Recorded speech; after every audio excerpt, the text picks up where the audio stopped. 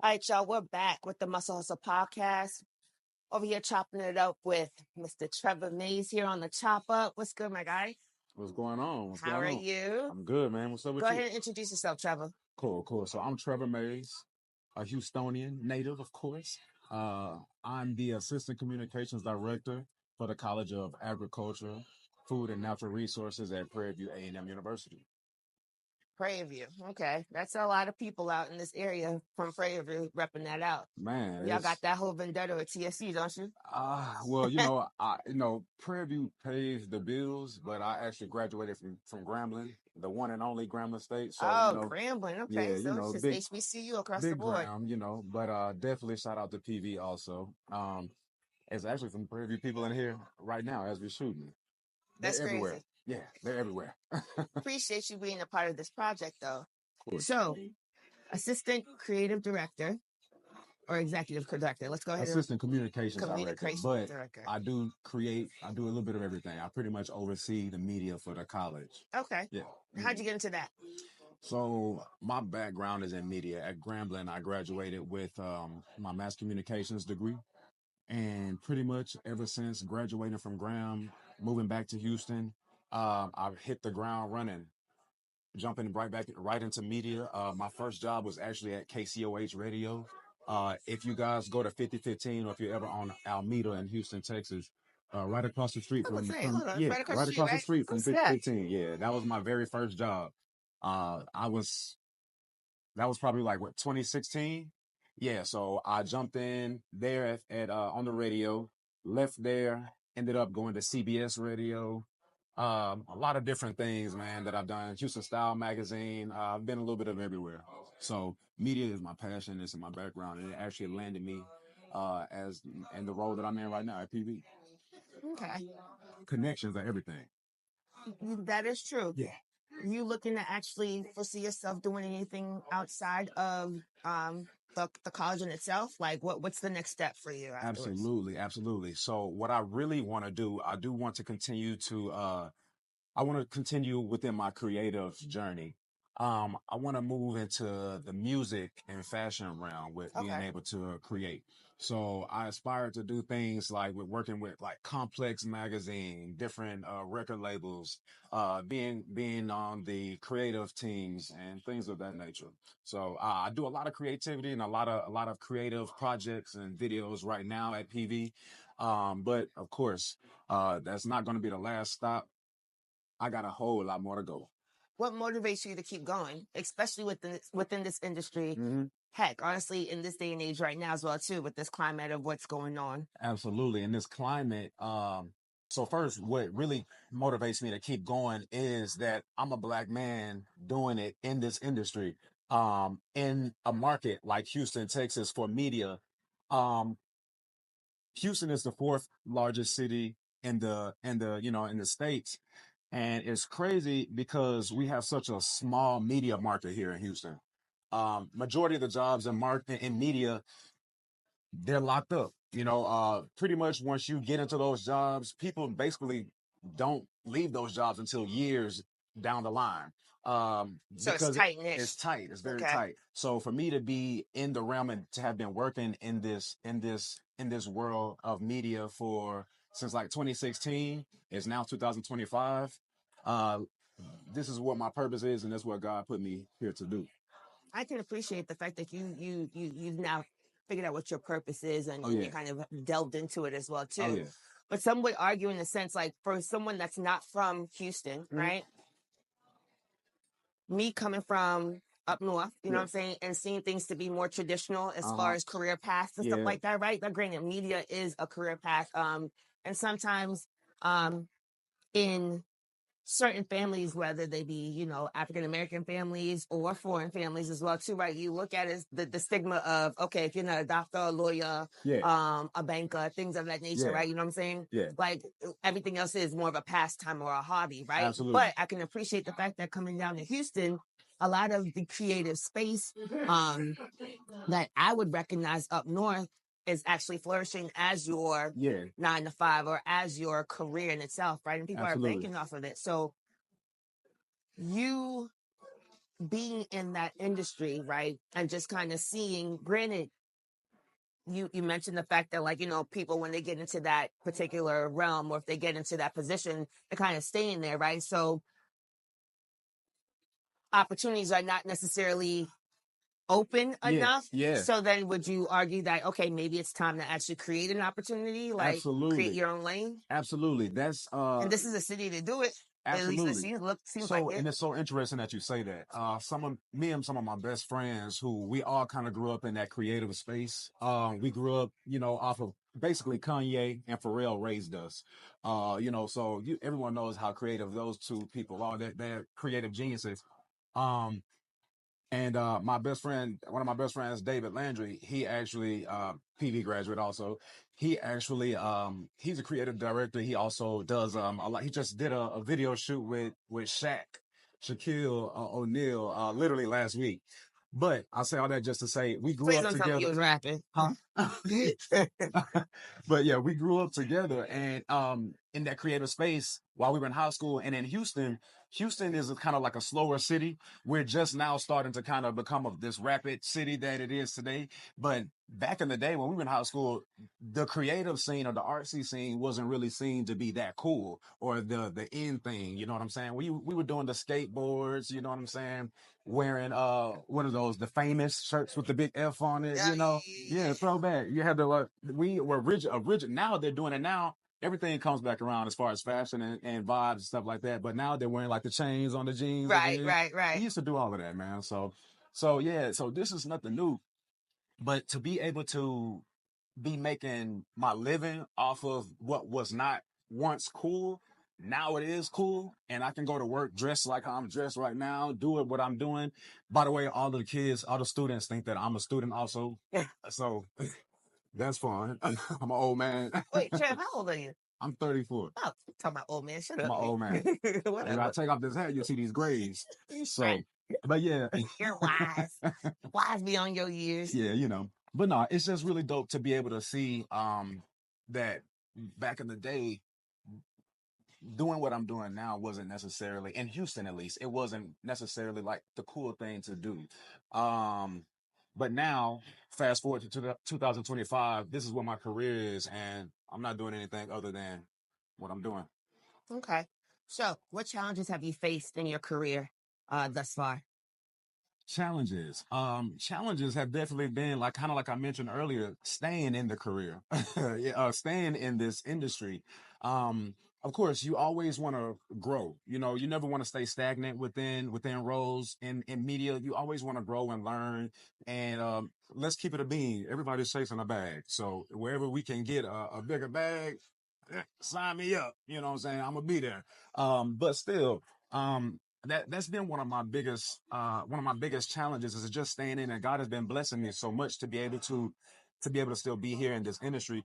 I have had to kind of deviate and hop out of media for at one point, but God brought me right back in this role. Actually, I've been able to kind of be a mentor within this role, kind of been able to show the ropes, so to say, to some, you know, young professionals, some of the students that I work with at PV on our student media team, our interns, you know, showing them some of the things that I've learned and developed over the years. So, but that's been one of my biggest challenges, just being able to stay in this space where I am and be able to continue to, you know, make my mark. Build your mark. I like that. Okay. Little sip. So, how do you define success within your hustle right now in your industry? I define success in this industry within my hustle. I hustle every day. Every day for me at work is totally different. Literally, no day is the same for me. Mm-hmm. So I'm hustling every day. Right now I'm leading a Juneteenth project for the university, where we are actually making this. With the goal is to make it a national visual for representation of Juneteenth, just to to continue to extend the knowledge and the traditions of what Juneteenth is and how important that really is. So as a black man working at a HBCU, I think that's one thing that's really dope for me. So I'm hustling doing that. I'm hustling. We're bringing back the PV Trail Riders. We're actually doing that this weekend. So we've been hustling and bustling, getting everything together with that. So that's this weekend if y'all want to pull up at PV. Trail ride. Yeah. So I have to bring my fan. Where them fingers at? Where them fingers? Yeah. Hard as out of coat. Yeah. So yeah, man, I hustle every day. I'm hustling to like I said, to be an exemplary black man.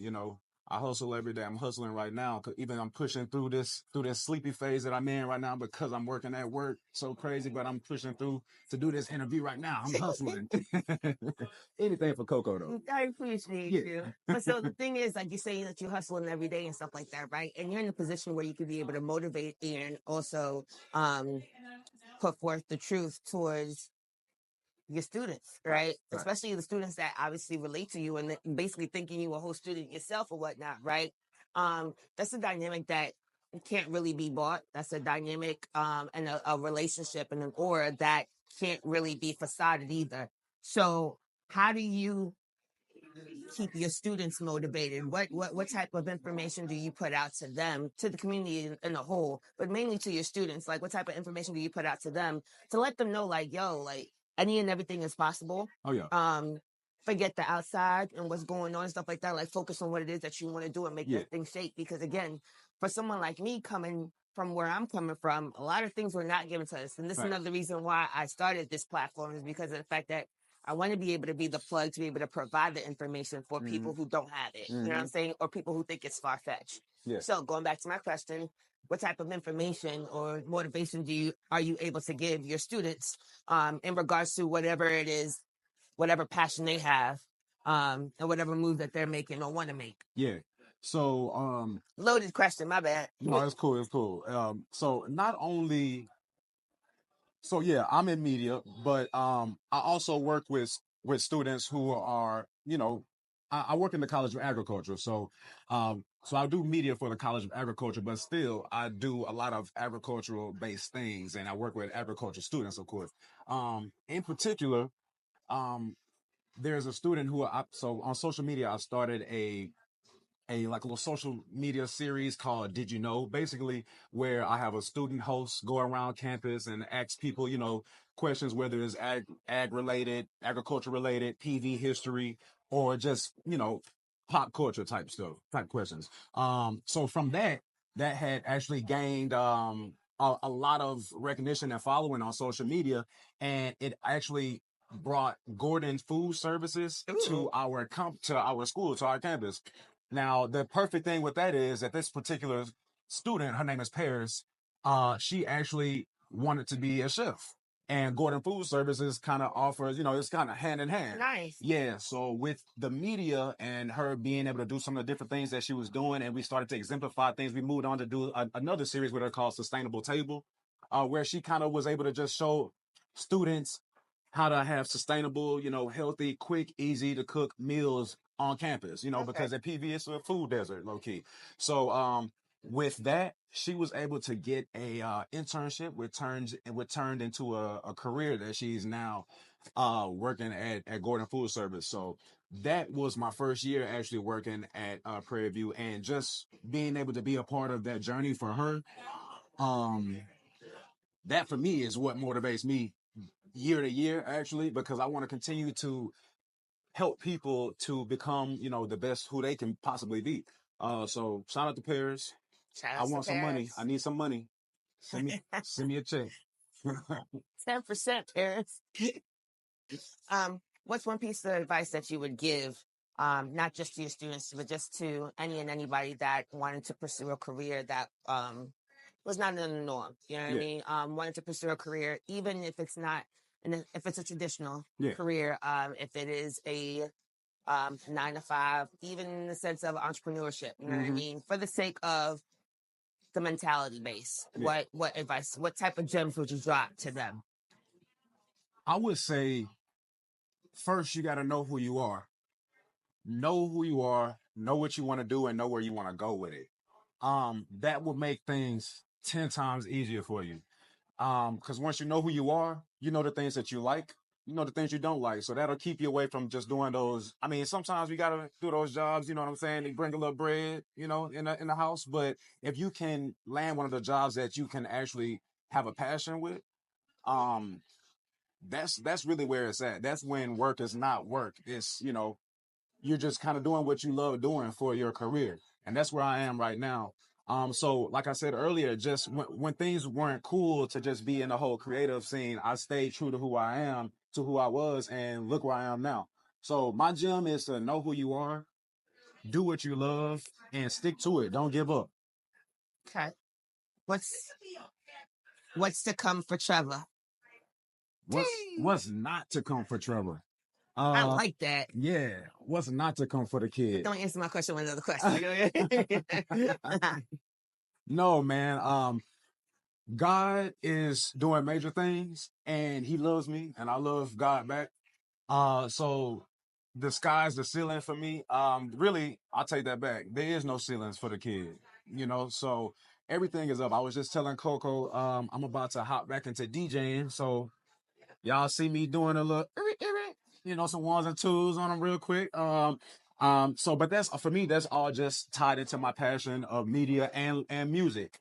You know, so going back to my origins, my roots, music. I've been doing music all my life too, media and music. So, catch me on the ones and twos. We're doing a lot of big things with Prairie View and the media. We just started a new podcast there. We're doing a lot of things, man. Yeah. So the sky's the limit. Give them your handle, where they can follow you at, where they can continue to follow your journey. Most definitely, man. You guys can follow me on IG at King Trevior. That's KING TREVIOR. TREVIOR. Follow the kid. I appreciate you, my guy, for stopping by. Anything Thank for you Coco. so much. All right, y'all. Make sure to tune in the Muscle Hustle podcast. We got the Chop Up with Trevor Mays. Stay tuned for the next show. Stay tuned.